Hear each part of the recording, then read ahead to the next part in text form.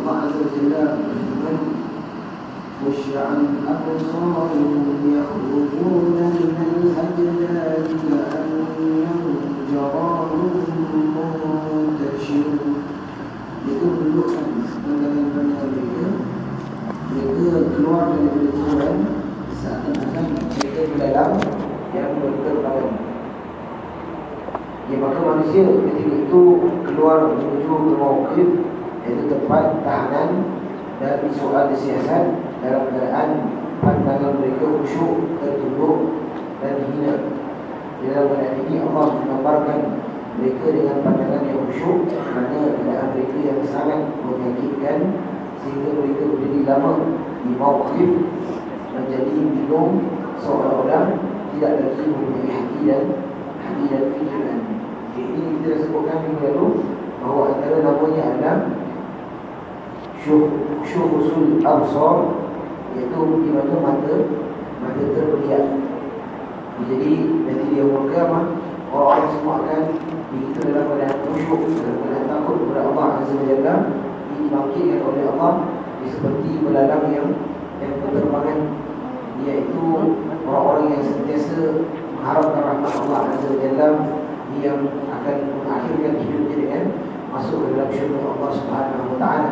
Bila mereka khusyuk dan mereka tunduk ke bawah, dia takut seandainya ada dosa-dosa yang mereka telah lakukan dan Allah Azza wa Jalla tak ampunkan mereka, maka mereka akan masuk ke dalam api neraka wal-iyyazubillah. Dan di atas muka bumi ini, kita manusia yang buat dosa itu banyak. Semua manusia buat dosa. Hatta kita yang ada kat dalam masjid ni pun, kita pernah buat dosa, dan sampai hari ini kita masih buat dosa. Tetapi Allah Azza wa Jalla mengatakan dalam Al-Quran bahawa Inna Allaha qaribun mujib. Sebenarnya Allah itu maha dekat lagi maha menerima doa. Jadi di sini Allah Azza wa Jalla yang mengatakan bahawa setiap orang melakukan dosa, iaitu satu perkara yang fitrah. Orang buat dosa satu fitrah. Dan apabila buat dosa, maka obatnya adalah kita bertaubat. Itu adalah jawapannya bagi orang yang buat dosa. Tetapi yang bukan fitrah, ada orang yang buat dosa dan tak nak bertaubat. Itu Allah mengatakan Inna Allah qaribun. Sesungguhnya Allah itu maha dekat kepada rahmat dia kepada kita. Kita nak taubat, anytime Allah akan terima. Banyak mana pun dosa, nak taubat, anytime Allah akan terima. Cari Allah akan lebih cari kita. Tapi masalahnya sekarang kita tak nak taubat. Masalahnya sekarang kita yang tak nak di masjid, kita tak nak dekat dengan Allah, maka Allah tak perlu kita pun asal dia. Jadi itu menunjukkan bahawa nanti di yaumul qiyamah kita akan diuji. Allah Azza wa Jalla akan memperlihatkan amalan-amalan kita yang akan menyebabkan kita berjaya ataupun kita disingkirkan dalam neraka. Jadi maka mereka mengangkat kepada mereka, memandang dengan pandangan yang sangat dalam, tidak berkelip sedikit pun, seolah-olah lupa untuk mengkelipkannya atau tidak tahu mengelipkannya. Kadang-kadang kita punya masalah, kita ada masalah, kadang-kadang kita pun tak sadar. Kita termenung macam dekat 1 jam kerana terlalu fikirkan masalah tersebut. Jadi tiba orang terus kita, mata kita terpediak dan sebagainya, kerana terlalu risaukan masalah tersebut. Jadi bayangkan nanti di yaumul qiyamah, kita terlalu risaukan dosa-dosa kita, terlalu risaukan apa yang kita lakukan, terlalu risaukan masuk neraka ke masuk syurga, sampai tak berkelip je mata kita. So kalau kat dunia je, masalah kita dah resah, gelisah, tak boleh tidur malam. Kadang-kadang kalau tidur pun bawa ke mimpi, betul? Sampai kalau tidur pun terbangun, kejadian terbangun dan sebagainya. Ada yang kalau tidur ada masalah, dibangun dalam keadaan menangis. Betul tak? Kerana terlalu berat masalah tersebut. Jadi bagaimana agaknya kita punya keadaan nanti di yaumul qiyamah. Mudah-mudahan Allah mudahkan urusan hisab kita dengan dia. Amin ya rabbal alamin. Dan Allah Subhanahu wa Ta'ala berfirman, khashi'atan absaruhum tarhaquhum dhillah dzalikal yawmul ladzi kanu yu'adun. Dalam keadaan mereka menundukkan pandangan mereka serta diliputi kehinaan. Ada lagi situ. tundukkan pandangan satu dalam keadaan hina. Itulah hari yang dahulunya diancamkan kepada mereka.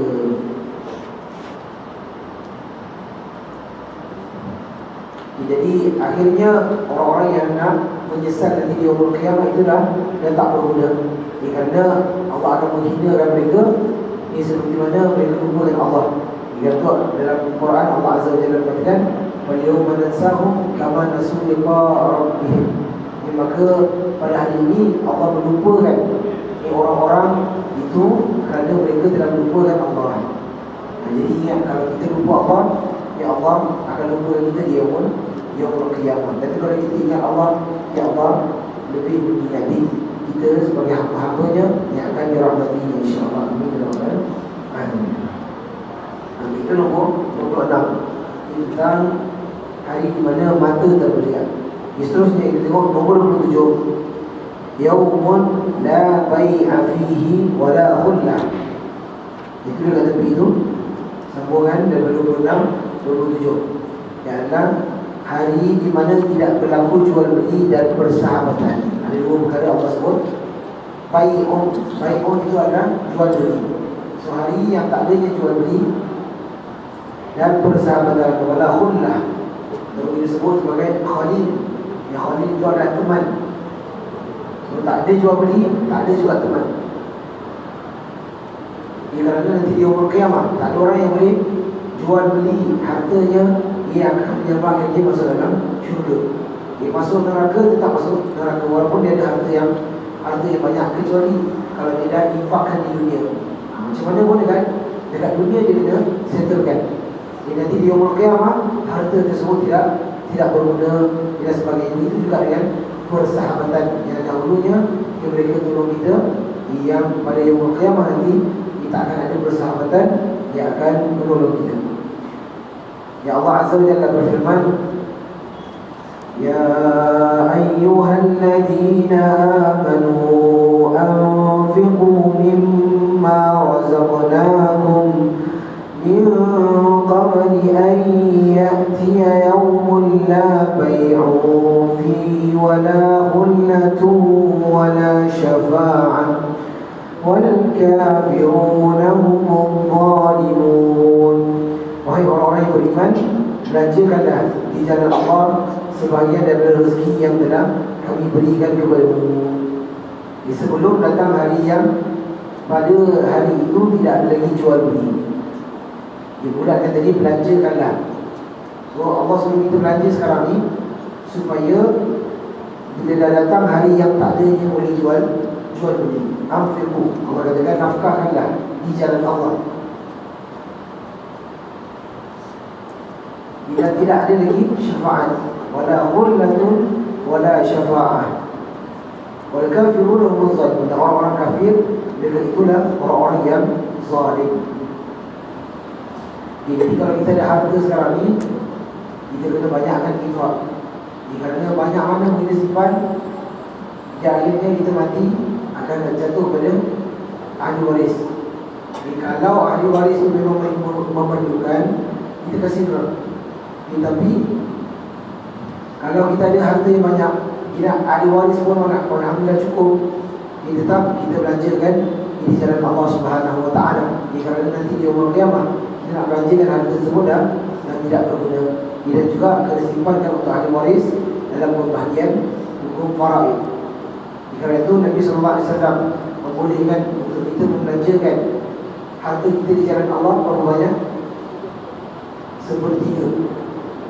So total kalau harta kita ada 7 juta, 1/3 kita sedekahkan di jalan Allah. Dia lagi 2/3 kita nak kena bagi ahli waris. Jadi kerana itu hak mereka. Jadi kerana itu para sahabat pernah bertanya bahawa mereka nak nafkahkan semuanya di jalan Allah. Kerana Nabi SAW mengatakan tidak dibolehkan. Jadi semua nak ada hak masing-masing.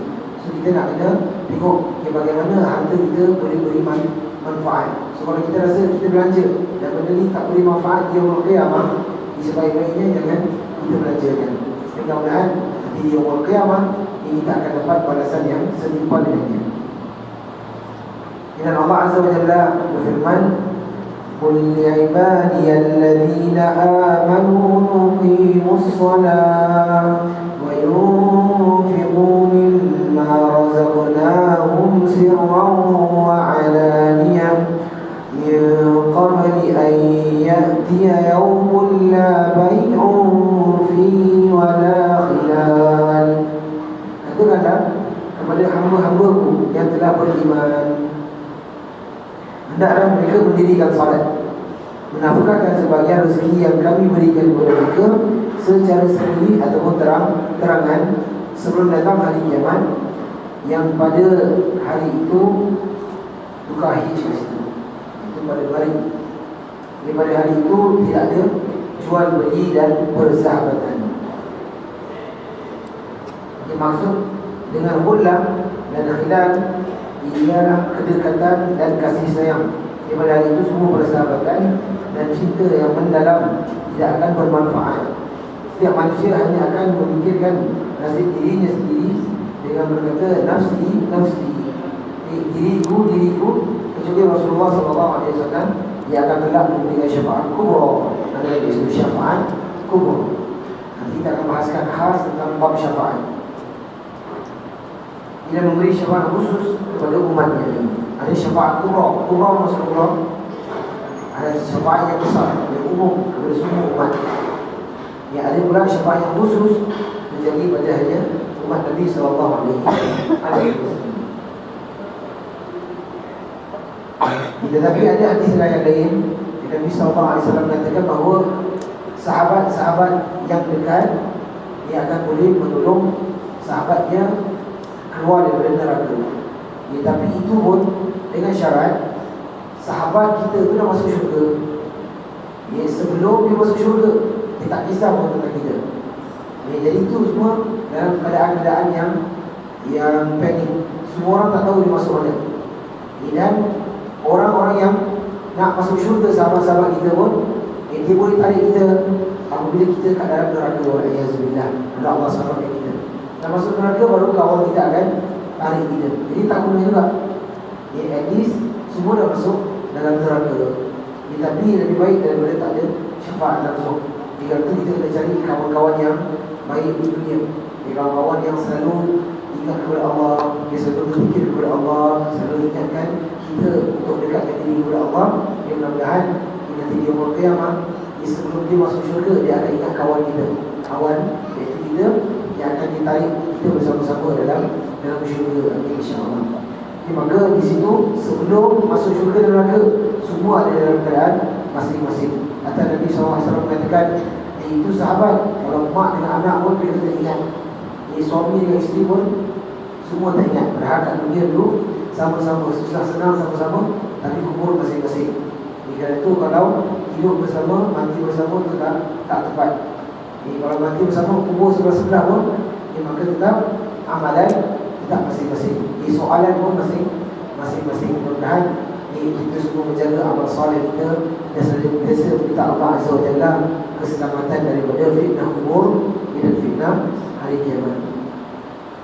Okey, itu tentang hari yang tak ada jual beli dan tak ada teman. Di ke-28 disambung itu Yaumul Azan, hari seruan.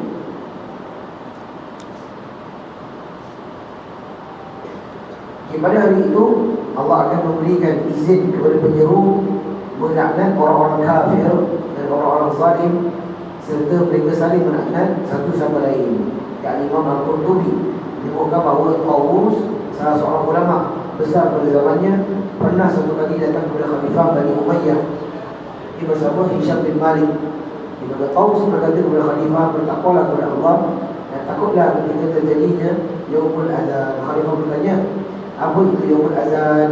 Ya, Tawus menjawab, Allah Subhanahu wa ta'ala berfirman, wa nada ashabul jannati ashaban nar an qad wajadna ma wa'adana rabbuna haqqan fa hal wajadtum ma wa'ada rabbukum haqqan qalu na'am فأذن مؤذن بينهم اللعنة الله على الظالمين. Dan penghuni-penghuni syurga berseru kepada penghuni-penghuni neraka yang mengatakan, sesungguhnya kami dengan sebenarnya telah memperolehi apa yang Tuhan kami janjikan kepada kami, maka apakah kamu telah memperolehi dengan sebenarnya apa azab yang Tuhan kamu janjikan kepadamu? Mereka penduduk neraka menjawab, betul. Kemudian seorang penjuru malaikat mengumumkan di antara kedua golongan itu kutukan Allah ditimpakan kepada orang-orang yang zalim. Lalu Hisham jatuh pingsan. Dia tahu berkata, ini baru sekadar sifat, bagaimanakah apabila benar-benar di hari kiamat. Kerana itu pada zaman dahulu para ulama sentiasa menasihati para pemerintah. Kerana pada diri mereka dia banyak tanggungjawab yang harus dipikul. Dan mereka takut kepada Allah Azza wa Jalla atas apa yang mereka lakukan. Dan pada hari ini kita juga sebagai pemerintah, kita memerintah kepada keluarga kita, kita memerintah kepada adik-beradik kita dan sebagainya, yang Allah Azza wa Jalla akan mempersoalkan kita terhadap pemerintahan kita, yang mudah-mudahan kita dapat jawab dan kita akan masuk di kalangan golongan orang-orang yang soleh di dalam syurga Allah Subhanahu wa taala. Dan yang azan hadis seruan ini pun kita dah pernah bahaskan dalam nama yang sebelum-sebelum ini, tentang bagaimana ahli neraka menyeru ahli syurga dan ahli syurga menyeru ahli neraka. Dan seterusnya 29, Yaumul Firar, itu hari melarikan diri. Bila Allah sebut Al-Quran, Yauma yafirul mar'u min akhihi, iaitu hari di mana setiap orang akan melarikan diri daripada saudaranya. Satu sama lain akan melarikan diri walaupun sedekat mana sekalipun kekerabatan dan persahabatan. Setiap orang melarikan diri disebabkan takutnya ada orang lain meminta pertolongan daripadanya, atau agar supaya orang lain tidak melihat keadaan takut yang sedang dialaminya. Anda disebut tidak melihat keadaan takut yang sedang dialaminya ataupun keaiban dia. Maka Allah Subhanahu wa taala berfirman, pada hari ketika manusia lari daripada saudaranya, daripada ibu dan bapanya, daripada isteri dan anak-anaknya.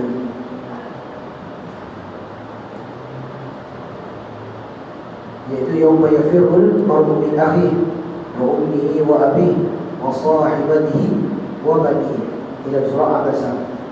Likulli imri'in minhum yawma idin sya'nun yughni. Iaitu Al-Hasan Al-Basri berkata, manusia pertama yang akan lari daripada ayahnya pada hari kiamat ialah Ibrahim AS, anak isteri. Itu lari daripada ayahnya. Manusia yang akan lari daripada anaknya ialah Nabi Nuh AS, anaknya tidak beriman. Bila manusia pertama yang akan lari dari isterinya adalah Lut AS. Kerana isterinya Lut pun tidak beriman, malah dia bersekongkol dengan orang-orang kaum homoseksual. Larinya mereka adalah untuk melepas diri dari keluarga masing-masing yang kafir. Jadi ini menunjukkan ini salah satu nikmat yang besar di sisi Allah. Semua kita ada orang-orang Islam. Alhamdulillah, ini satu anugerah yang besar. Seandainya kita orang kafir, tentu kita merugi. Dan kenapa kita masuk Islam dan kenapa kita berada dekat sini sebagai orang Islam? Kerana Allah masih nak beri kita nikmat dalam orang menjadi orang-orang Muslim. Jadi, kalau Allah tarik nikmat tersebut, maka kita tak akan mendapat hidayah.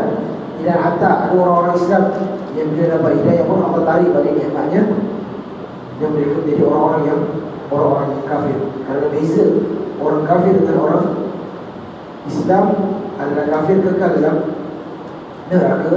Bila orang Islam, na'udzubillah min zalik, kalau walaupun masuk neraka akan masuk dalam syurga Allah Subhanahu wa taala. Jadi hari itu hari larinya seorang daripada orang yang lain. Bayangkan kalau kat dunia, macam mana pun dia anak kita pergi perangai pun, kita tak, mak bapak akan cari anak, tetap mak bapak akan sayang anak. Ya apa pun kesalahan dia, sama juga. Jadi macam mana pun mak bapak punya kesalahan, anak tetap tak boleh buang mak bapak. Kita tak nak kena hormati dia dan sebagainya. Tapi dia Allah kiamat, semua itu takkan terjadi lagi. Asal mak bapak ada amalan sendiri, anak-anak pun ada amalan sendiri. Masing-masing nak kena jawab dengan Allah Subhanahu Wa Taala. Dia bayangkan anak-anak kita nanti dia kiamat, dia akan berlepas dan jauh daripada kita. Tapi kita takkan terfikir tentang dia. Kita takkan terfikir anak aku macam mana. Kerana kita sendiri risau tentang diri kita. Mudah-mudahan Allah selamatkan kita di sini. Dan 30 dan 31 iaitu Yaumun Agus Qamtarir, hari manusia bermuka masam. Ada lagi itu, bermuka masam. Agusan, Qamtarir dan berat.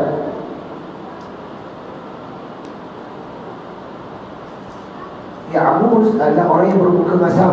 Qamtarir adalah kesulitan yang berat atau yang macam kita dalam Al-Quran Allah Azza wa Jalla sebutkan dalam surah Al-Insan, inna nakhafu min rabbina yawman abusan qamtariyah.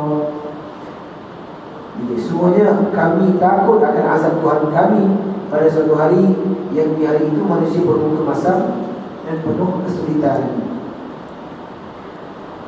Jadi kerana kesulitan yang sangat-sangat, muka kita takkan ada yang muka ceria. Ini semua akan menjadi muka masam kerana kedahsyatan hari tersebut. Jadi 30 nama Allah berikan. Jadi bagi kita boleh, kalau boleh hafal nama-nama ini. Kerana dengan nama je kita ingat, kita dah dapat takut dengan Allah Subhanahu Wa Taala. Kalau boleh kita tak nak buat dosa sikit pun. Kerana orang yang akan buat dosa, dia akan selalu dihisap oleh Allah Subhanahu Wa Taala dan tak dapat lari daripada hakikat pada yaumul qiyamah. Akhirnya yang terakhir, yauma tublas sarair, di hari diperlihatkan segala rahsia. Itu yang terakhir. Pada hari itu segala sesuatu yang disembunyikan akan disikap, iaitu ketika soal siasat dan segala amalan ditimbang dalam lembaran-lembaran dan betis disikap ketika bersujud. Allah Subhanahu Wa Taala berfirman, yauma tublas sarair fama lahu min quwwatin wala nasir. Pada hari dinampakkan segala rahsia, maka sekali-kali tidak ada bagi manusia itu suatu kekuatan pun dan tidak pula seorang penolong. Jadi kat dunia, kalau kita sebutkan tentang amalan-amalan kita yang buruk, ataupun kita diadili oleh mahkamah, kita tak rahsia-rahsia kita akan terbuka. Kita nak menceritakan A to Z, masalah begini dan seterusnya. Itu je kita dah merasa malu. Kita ada hakim, hakim tahu kita punya aib macam ni. Orang-orang yang dengar tahu aib kita begini. Itu saja di dunia. Di mana di yaumul qiyamah, yang Allah Azza wa Jalla akan bukakan rahsia kita, ini sama ada yang secara sembunyi-sembunyi atau secara terang-terangan. Kerana itu kita kat dunia lagi, kita nak kena tutup aib-aib orang lain, supaya aib kita ditutupi oleh Allah Subhanahu Wa Taala di yaumul qiyamah. Nabi sallallahu alaihi wasallam mengatakan, man satara musliman satarallahu lahu yaumul qiyamah. Siapa tutup aib saudaranya di dunia, maka Allah akan tutup aibnya di yaumul qiyamah. Kadang-kadang kita dengar aib orang, kita suka dengar. Kadang-kadang sampai berbual 3 jam tak sadar pasal aib orang. Happy sangat orang ada aib. Sampai jadi ke isu hor dan sebagainya. Tapi sayangnya aib kita tak ada sini. Aib kita macam mana tak tahu, macam mana je, tak ada aib kan. Kita ni penyakit dalam hati. Orang ada aib, kita pun ada aib. Seperti mana kita tak suka orang sebut tentang aib kita jangan sebut tentang aib orang. Walaupun orang bercakapkan tentang aib fulan, maka kita jangan masuk campur. Kerana kalau kita teruskan, atau kita pun masuk sekali, so dia makin menjadi-jadi. Jadi bayangkan je lah, aib kita orang berceritakan dan kita akan rasa tidak selesa. Jadi kalau ada kat dunia ni tak ada orang ada aib. Semua orang ada aib, cuma nampak tak nampak je. Jadi kalau nak Allah tutup aib kita, pertama-tama sekali kena tutup aib orang lain. Kita bukan gembira atas masalah orang. Yang orang yang bila tengok kawan tu jatuh, dia boleh happy. Kadang-kadang maksudnya nak mengatakan dia tu hebat. Yang orang lain semua jatuh, aku dia yang tak jatuh. Yang orang lain semua masalah, aku yang tak ada masalah. Maka itu salah satu sifat yang buruk yang ada kat dalam diri kita, yang akhirnya Allah akan nampakkan aib kita di yaumul qiyamah. Jadi itu tentang yaumatul sarair. Okey, dan itu kita dah akhirkan tentang semua nama-nama tentang yaumul qiyamah. Okey, kita just ulang kaji sekali lagi. Kita buka daripada nama-nama pertama yang kita akan sebutkan sampai ke 31. Tengok page 80 80. Disebutkan nama saya satu-satu. Yang pertama apa? Yaumul Ba'ats. Apa maksud Yaumul Ba'ats? Hari kebangkitan. Itu yang nama hari kiamat. Yang kedua, As-Sa'ah. Apa maksud As-Sa'ah? Itulah waktu. Waktu terjadi di hari kiamat. Yang ketiga, Yaumul Akhir. Yaumul Akhir. Apa maksud Yaumul Akhir? Hari yang terakhir, hari yang kemudian. Yang keempat, Al-Qari'ah. Apa maksud Al-Qari'ah? Yang membekakkan. Yang kelima, As-Sakhah. Apa maksud As-Sakhah? Teriakan yang keras, jeritan yang keras. Yang keenam, At-Tammatul Kubra. Apa maksudnya? Malapetaka yang besar. Ketujuh, Yaumul Fasl. Hari keputusan. 8, Yaumul Khuruj. Maksudnya Yaumul Khuruj, hari keluar daripada kubur. 9, Yaumul Khashi'ah. Hari yang menutupi ataupun menyebabkan pingsan. Jadi hari tersebut. Yang ke-10, Yaumul Hasrah. Apa Hasrah? Hari penyesalan. Menyesal. Yang ke-11, Yaumul Khulud. Apa maksud Khulud? Hari kekalnya hari tersebut, tak ada hari lagi. Ia ada hari itu tak akan hancur. Ke-12, Yaumul Jam, iaitu hari pengumpulan. Di jamak, kita kumpulkan solat. Maksudnya hari itu hari pengumpulan semua orang. Yang ke-13, Yaumul Wa'i. Apa maksud Wa'i? Hari ancaman. Ancaman-ancaman yang disebutkan semua akan datang pada hari tersebut. Ke-14, Yaumul Haqqah, iaitu hari kepastian. Ke-15, Yaumul Waqi'ah. Maksud Waqi'ah? Hari kenyataan. Ternyata hari itu benar. Yang ke-16, Yaumul Hisab, iaitu hari perhitungan.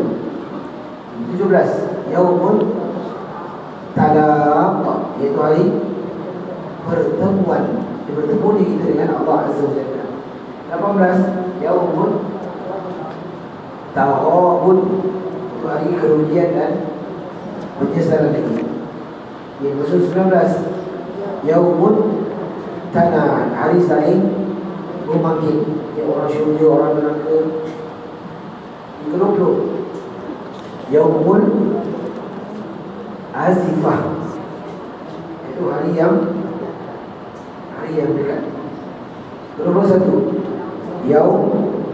Yaumuddin, ini hari adalah hari agama, hari kiamat. 22, Yaumul Syahadah, ini hari kesaksian. Ini semua akan menjadi saksi. Dan kita sebut saksi kat hari kiamat ada berapa? Ada 4. Yang pertama, saksinya Nabi Muhammad SAW kepada umatnya. Yang kedua, kesaksian bumi atas apa yang telah kita lakukan. Yang ketiga, kesaksian anggota badan. Yang keempat, Jadi kuncinya mulut ini, dan itu sebagai satu kesaksian untuk anggota yang lain. Di 23 hari apa? Yaumul Jidal, di hari berbantah-bantahan. Seorang yang benar akan berbantah dengan orang yang salah. Dan dia akan mempertahankan dirinya dan sebagainya. 24 Yaumul Taqallub, hari berbolak balik. Ya, hati kita berbolak balik, amalan kita. Ya, 25 Yaumul Sabat. Yaumul Sabat iaitu hari keteguhan. Yusabitullah, yang Allah meneguhkan orang-orang yang beriman. Ya, 26 Yaumu Syukhusul Absar, di hari di mana mata terbeliak. 27 Yaumul La Bai'a Fihi Wala Khullah, hari yang tidak ada padanya jual beli dan persahabatan. 28 Yaumul Azan, itu hari seruan. 29 Yaumul Firar. Maksud Firar, hari melarikan diri, ibu dan ayah melarikan diri. Yang ke-30 Yaumul Abus Qatariq, iaitu hari manusia bermasam muka dan berat di dunia azab dia. Yang ke-31 Yaumul Tublas Sarair, hari diperlihatkan segala rahsia. Dengan 31 nama tersebut yang akan kita ingat sampai bila-bila. Sampai sebelum kita mati, kita pernah belajar 31 nama tentang hari kiamat. Kalau lupa balik rumah, buka balik dia nama-nama ni. Dengan nama je dah seram, belum lagi datang hari tersebut. Jadi betul-betul kita ambil dia sebagai satu pelajaran untuk diri kita dan keluarga kita. Dia rasa-rasa nak buat perkara yang tak elok, ingat 31 kali Allah terangkan tentang hari kiamat. Dan kenapa kita yang tak nak sedar. Bagi seterusnya yang kita tengok tajuk yang baru, kemudian ditiupkan pada hari itu tiupan yang lain. Tidak diragukan lagi bahawa Israfil AS adalah malaikat yang diberi tugas untuk meniup sangkakala, seperti kita dah sebutkan awal-awal dahulu. Allah Subhanahu Wa Taala mematikannya setelah tiupan pertama, dan dia makhluk pertama yang hidup semula untuk meniup sangkakala kali kedua. Jadi kita dah bahaskan. Jadi panjang lebar bagaimanakah sifat Israfil, bagaimanakah dia meniup dan berapa tiupan yang ada. Di antara ayat yang kita bacakan, Allah Azza wa Jalla berfirman, wa nufikha fis sur fa idza hum min al ajdathi ila rabbihim yansilun qalu ya waylana man ba'athana min marqadina hadha ma wa'ada ar-rahman wa sadaqal mursalun in kanat illa sayhatan wahidah fa idza hum jami'un ladaina muhdarun. Bila ditiuplah sangkakala, maka tiba-tiba mereka keluar dengan segera daripada kubur menuju kepada Tuhan mereka. Jadi itu nama dia hari apa? Dari kita dah belajar, orang keluar dari kubur, nama dia hari apa? Orang keluar dari kubur dipanggil apa kalau keluar dari kubur? Hari keluar dari kubur apa nama dia? Dibangkitkan. Itulah Yaumul Ba'ats. Dia keluar nama dia dibangkitkan lah. Kalau masuk dalam kubur, maksudnya masuk. Kalau keluar dari kubur, maksudnya Allah bangkitkan dia. Lalu dari keluar dari kubur kepada Tuhan mereka. Mereka berkata, aduhai celakanya kami, siapa yang membangkitkan kami daripada tempat tidur kami?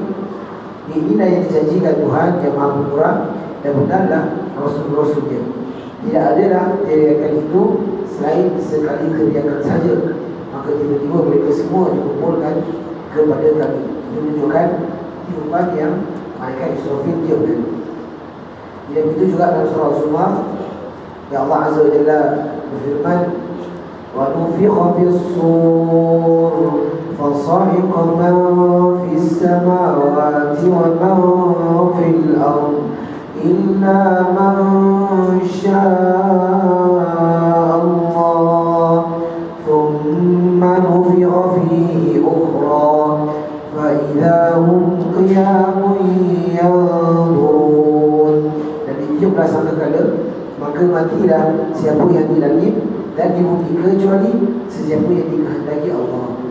Kemudian ditiup sangkakala itu sekali lagi, maka tiba-tiba mereka berdiri menunggu keputusan masing-masing. Dan hadis Nabi bin Abdullah bin Amr radhiyallahu anhu, dia berkata, Rasulullah sallallahu alaihi wasallam bersabda, kemudian ditiupkan sangkakala untuk kali kedua, maka tidak seorang pun mendengarnya kecuali terhuyung hayam. Tidak disuruh terhuyung hayam.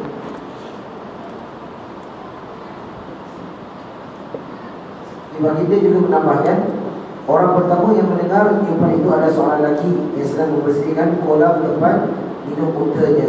Lalu dia binasa dan manusia pun terhempas binasa. Kemudian Allah mengutus atau mengirimkan hujan laksana gerimis atau naungan awan, maka bermuncullah jasad manusia. Kemudian ditiup untuk kali kedua. Ketika itu manusia kembali bangun dan berdiri menunggu apa yang akan terjadi. Bila itu kita sebutkan tadi, Nabi SAW sebut manusia yang pertama akan dengar adalah orang yang tengah bagi minum untanya. Dan kita dah sebutkan bahawa datangnya kiamat itu secara mengejut.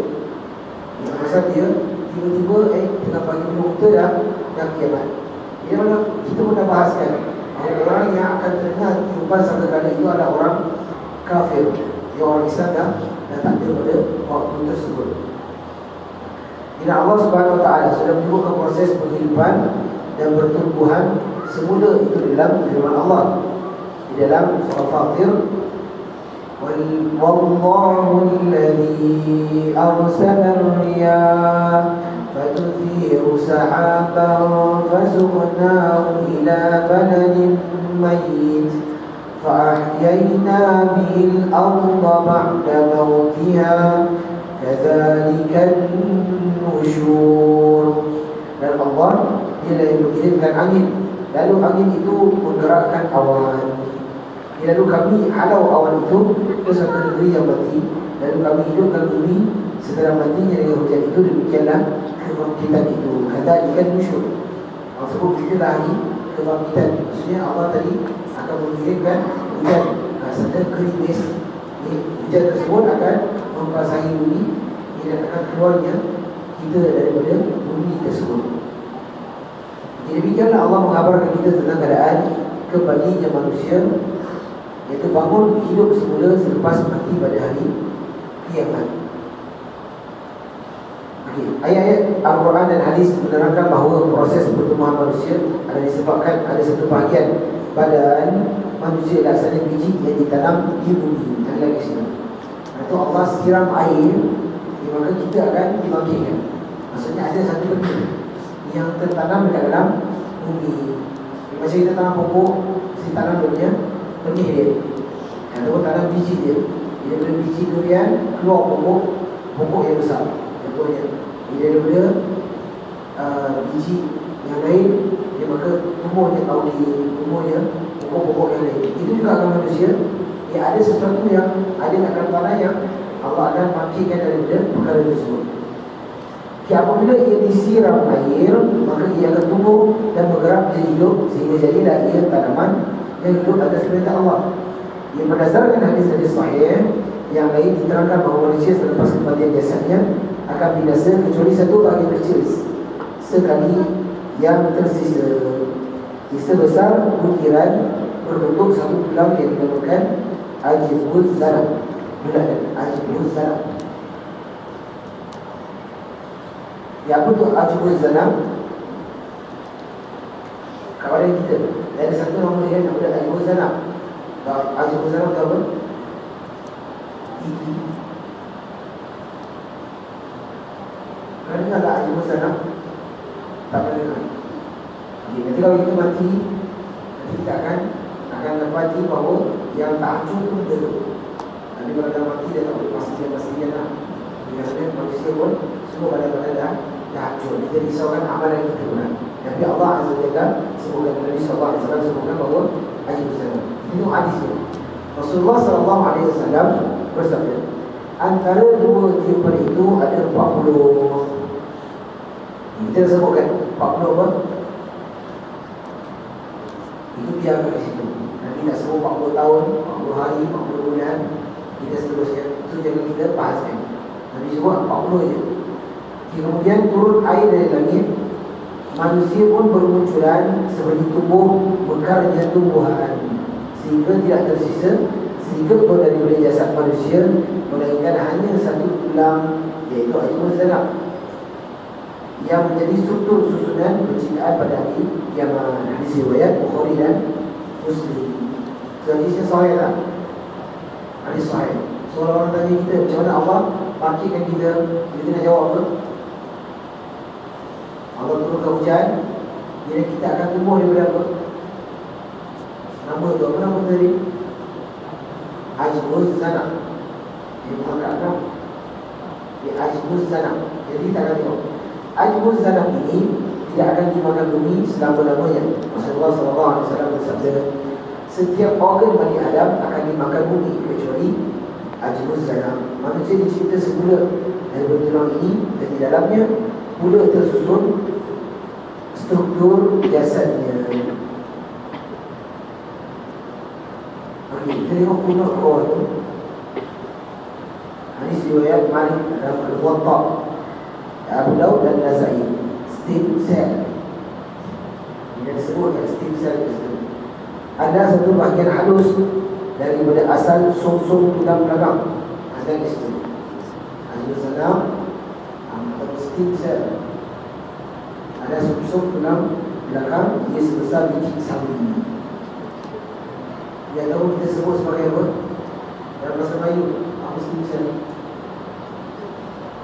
Dia tahu kalau Haji Muzana, kita dalam istilah kita akan panggil tulang apa? Tulang apa? Namanya tulang koking. Betul? Kalau tengok koking ayam tak? Kalau makan koking ayam jadi apa? Okay, jadi dalam para manusia kita ada koking juga. Jadi daripada situ kita akan ditumbuhkan oleh Allah. Itu dia panggilkan Haji Muzana. Okay, namun ada yang dikecualikan, iaitu para nabi dan para syuhada. Mereka tak dimakan bumi. Para nabi dan para syuhada tak dimakan bumi. Tubuh mereka tidak dimakan bumi sebagai bentuk penghormatan dan penghormatan.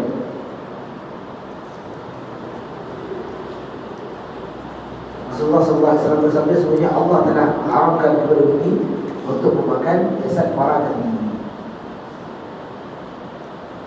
Dan antaranya tambah itu orang-orang yang saleh. Orang-orang yang saleh. Bila kita dapati antara kehendak Allah, yang ramai orang-orang yang saleh, bila dikorek kuburnya, tak dimakan bumi. Jadi maksudnya, adakah orang yang tak dimakan bumi itu semuanya Allah jaga? Satu soalan, adakah jasad yang tak dimakan bumi maksudnya Allah jaga? Jawapan dia tidak. Tidak. Jawapan dia majoritinya Allah jaga, kecuali Fir'aun. Betul? Fir'aun Allah jaga tak jasadnya? Allah jaga. Ya Allah katakan, "Falyawma nunajjika bi badanika." Pada hari ini aku telah menyelamatkan badan kamu. Okay, tapi itulah orang yang paling Allah Azza wa Jalla murka. Jadi menunjukkan bahawa antara yang betul Allah jaga para nabi, para rasul dan orang-orang saleh. Kecuali Fir'aun, yang bukan Allah Azza wa Jalla jaga mereka. Kerana orang-orang kafir yang mereka berhujah bahawa Fir'aun itu betul. Pasal Allah jaga jasad dia. Kalau dia tak betul, mesti Allah hancurkan. Kalau Allah jaga jasad dia untuk apa? untuk kita ambil peringatan, ambil kita ambil pengajaran, kerana dia antara orang yang paling zalim di atas muka bumi. Okey, begitu juga jasad para syuhada. Di jasad mereka tidak akan dimakan bumi. Dari ini firman Allah Subhanahu wa taala, وَلَا تَحْسَبَنَّ الَّذِينَ قُتِلُوا فِي سَبِيلِ اللَّهِ أَمْوَاتًا بَلْ أَحْيَاءٌ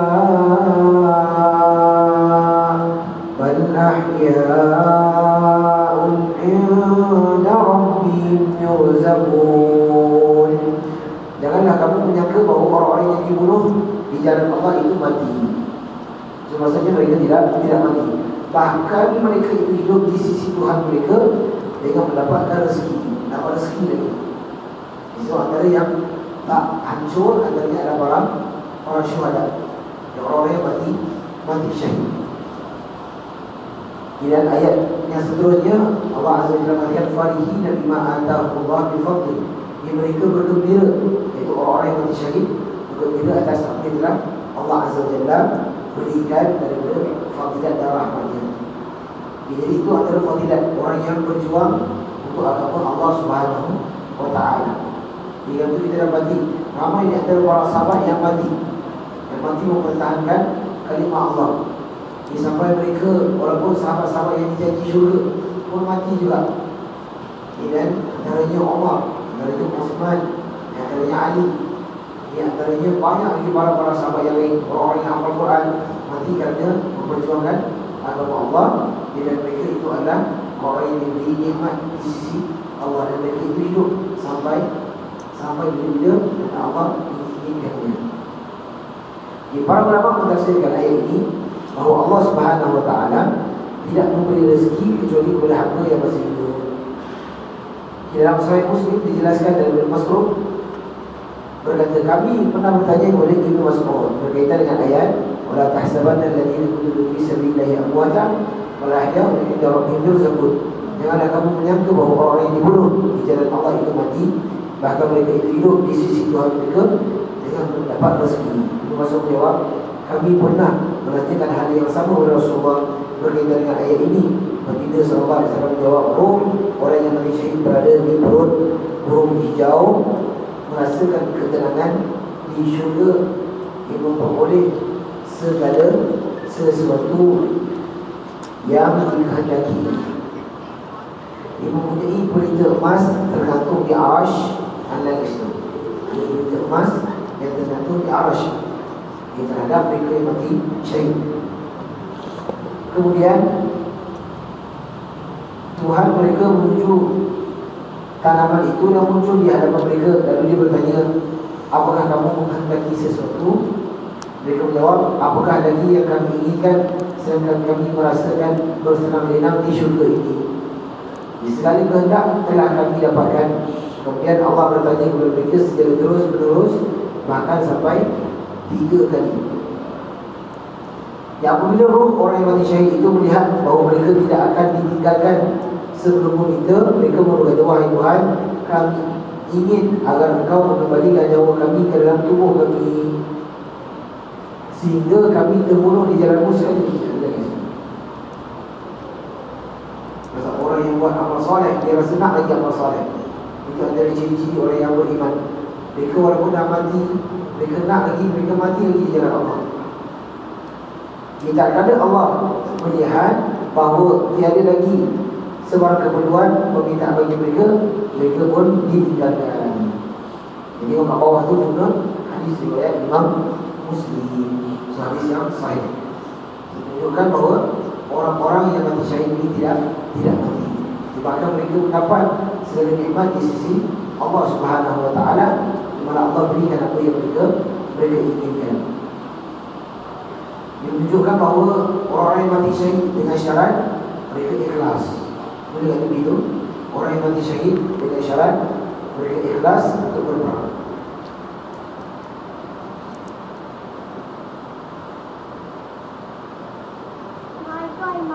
Yang kedua, syaratnya adalah menegakkan agama Allah.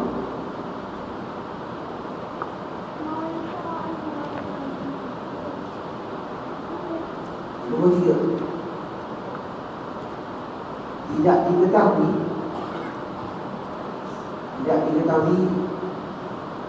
kesyahidannya, maksudnya tidak diketahui orang itu mati syahid kecuali Allah.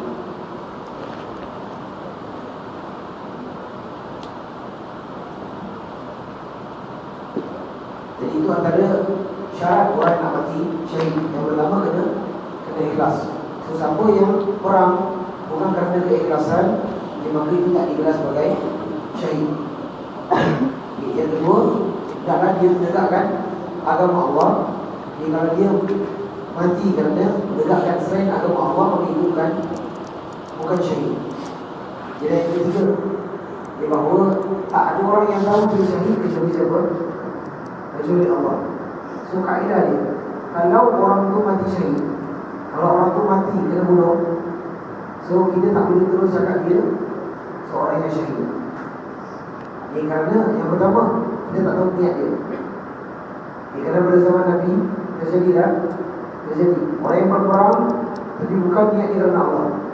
Sahabat tu berperang tapi bukan kerana Allah. Jadi Nabi SAW mengatakan bahawa orang tersebut adalah neraka walaupun mati. Jadi menunjukkan bahawa kalau orang syahid, kita mengatakan kepada dia, mudah-mudahan dia mati syahid. Kita boleh berdoakan. Kerana kalau kita sebut dia ni syahid fulan atau syahid fulan, maksudnya kita yang meletakkan dia mati syahid, sedangkan kita tak tahu apa yang Allah letakkan untuk dia. Kerana kita tak tahu alam baik, maka yang paling selamat kita mengatakan semoga mereka mati syahid. Sebenarnya Imam Al-Qurtubi menyebutkan dalam At-Tadhkirah daripada Malik, daripada Abdul Rahman bin Abu Sa'sa'ah, dia telah sampai khabar kepadanya bahawa Amr bin Al-Jamuh dan Abdullah bin Amr daripada kaum Ansar mati syahid dalam peperangan Uhud. Kedua-dua dia berair kerana banjir. Apa maksud berair? Maksudnya kuburnya itu air dia naik. Kalau dulu zaman, kalau Madinah, kalau dia hujan lama sikit dia, maka dia akan datang banjir. Kerana tanah Madinah ini semua tanah yang gersam, dia tak makan air. Jadi kalau kat tempat kita, kalau kena dekat tanah, tanah akan serap air tersebut. Jadi tanah tersebut atau kumpulan mereka berdua ini tak dimasuki air, maka ditakuti bahawa kubur tersebut akan ditenggelamkan oleh air. Maka kubur itu digali. Kubur itu digali untuk dipindahkan, dan kedua orang itu dikuburkan. Siapa dua orang itu? Ada nama dua orang itu? Satu, yang pertama siapa? Amr bin Al-Jamuh. Ingat nama dia. Seorang yang dah mati dikulik balik kubur dia. Ada dua orang. Satu Amr bin Al-Jamuh, lagi satu Abdullah bin Amr.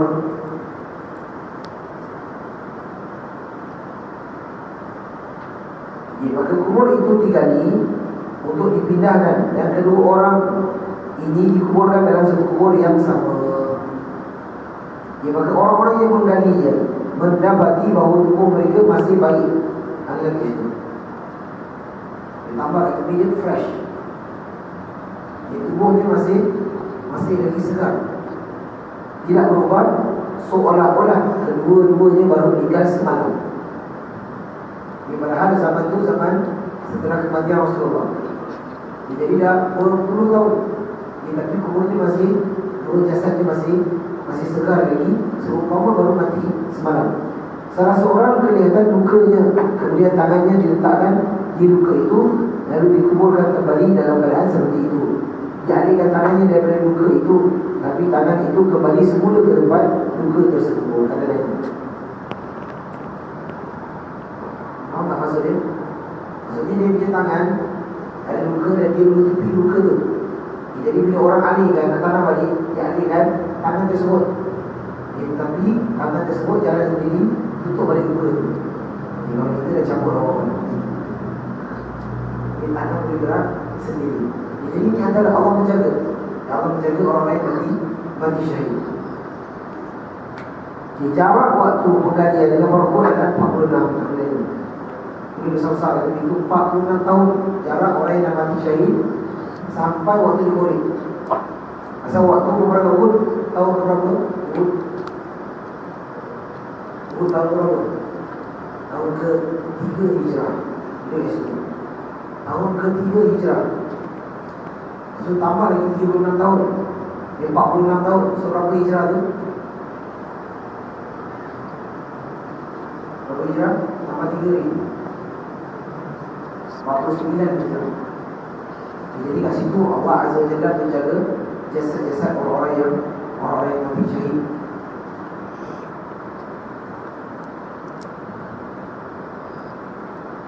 Kalau orang tadi peperangan Uhud kat mana? Dekat Madinah. Ini jangan sebut peperangan Uhud dekat Mekah lah. Uhud mesti dekat Madinah. Dan antara salah satu perang yang besar yang melibatkan kematian pakcik Nabi semua pakcik Nabi Sayyidina Hamzah bin Abdul Muttalib. Maka Rasulullah SAW bersabda, orang yang beriman itu berterbangan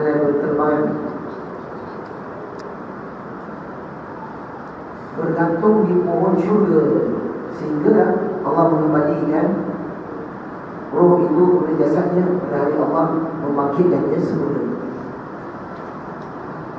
Kerana itu Islam menang kerana kematian orang yang mati syahid. Kerana mereka dan kita pun, kalau Allah Azza wa Jalla takdirkan kita masuk dalam peperangan yang menegakkan kalimah Allah, yang pertama kita bukan nak menang. Yang pertama orang yang masuk perang pun nak mati syahid. Kalau tak mati syahid baru menang. So itu beza dengan orang kafir. Orang kafir pergi perang, dia takut yang pertama takut apa? Takut mati. So dia perang kerana itu paksa. Dan dia tahu dia mati tak dapat apa-apa. Tapi orang Islam hebatnya, kalau kita tengok sejarah Nabi Islam, semua peperangan orang-orang Islam jumlahnya sedikit, tapi menang. Pasal apa? Semangat dia lebih dari orang kafir. Orang kafir baru terkena sikit dah risau.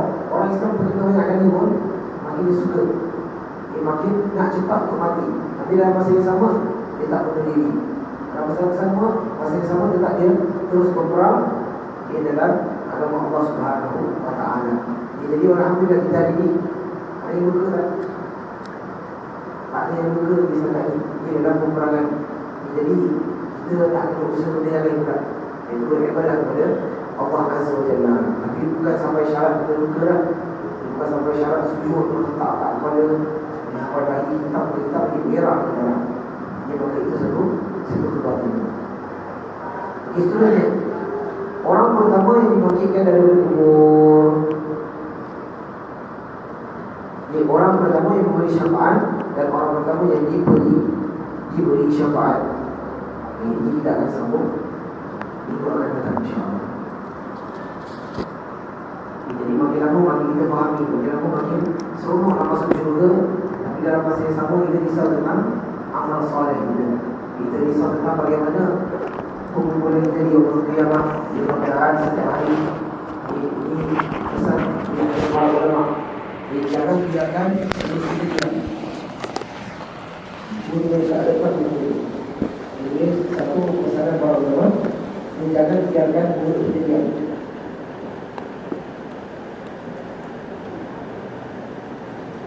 Jangan biarkan mulut itu diam, kerana jangan biarkan mulut itu diam, kerana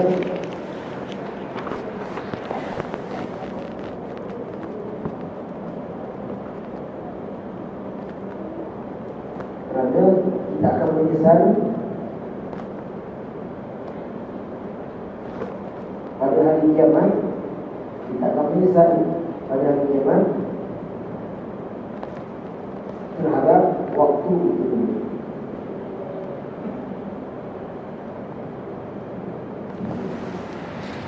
Yang maksudnya,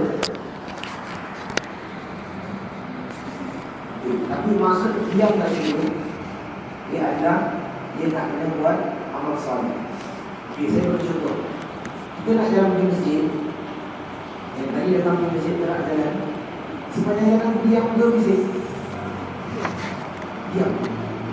Jalan maksudnya kita tak buat salah. Tapi masalahnya waktu tersebut Kita diam bunyi tak? Bunyi, tak apa-apa. Faham tak maksud saya? Kita akan menyesal di hari kiamat kerana kita diam. Jadi cakap saya, kerana di hari kiamat kita akan merasakan bahawa waktu-waktu tersebut kita tak gunakan dengan zikrullah. Memang kita akan menyesal. Contoh lagi satu, kita tengah naik motor ke, naik kereta ke, dalam bas, tengah ada traffic light. Traffic light tengah merah. Kita pun tunggu traffic light merah sampai hijau. So antara waktu kita buat apa? Diam.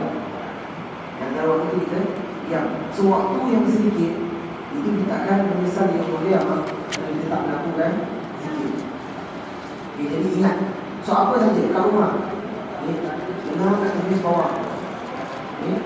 Tangan sambil temis, tapi mulut sambil fikir, bagus. Bukan mulut sambil mengumpat. Suka tukar, dan itu semua tukar. Jadi apa kita tengah masak ke, kita tengah buat kerja rumah ke, kita tengah baring ke, jangan kita diam kecuali kalau kita dah tidur. Jadi maksudnya, kalau kita bising, kalau kita bersibuk dan mulut kita dah tidur Allah, automatik kita akan malu nak buat dosa. Faham tak? Yang tadi baru kita zikir, tiba-tiba orang nak mengumpat, kita rasa tak sedap. Pasal nanti zikir sekarang mengumpat, dia kontradik. Jadi kita sibuk dengan diri kita dengan zikir Allah. Boleh tak insyaAllah? Jadi balik dari rumah ni, balik dari masjid, keluar ke masjid, kalau tak ada orang nak cakap, zikir. Jangan sampai rumah, dia tak buat apa-apa. Jalan dia, tunggu ayam, tak ingat apa-apa. Jadi rugi kat situ. Kerana kita perlukan waktu-waktu ini, amalan-amalan ini, untuk kita kumpulkan supaya kita dalam proses dalam syurga Allah Subhanahu Wa Taala. Jadi mudah-mudahan mempermudahkan urusan dunia dan mempermudahkan lidah kita untuk sentiasa bersama dengan Allah. Jadi mudah-mudahan kita beristiqamah. Jadi besok pun fikir, anytime tak kita fikir apa. Yang semua fikir, yang sekali mana kita boleh fikir dan sekali mana kita hidup. Bila nanti kita mati pun kita menyesal, kita hidup pun dia amal dan Allah Azza wa Jalla. Amal dan dosa-dosa kita, Allah berlipat dengan gandakan pahala untuk kita dalam keadaan kita duduk pada sisi Allah Azza wa Jalla, didatang ke sini semata-mata untuk mencari mereka Allah Azza wa Jalla. Kita balik daripada masjid ini pun dengan rahmat dan pengampunan Allah. Mudah-mudahan Allah masukkan kita dalam syurga Firdaus insya-Allah. Amin. Amin. Kita sudah di masjid Al-Haram. Subhanallah wa bihamdihi.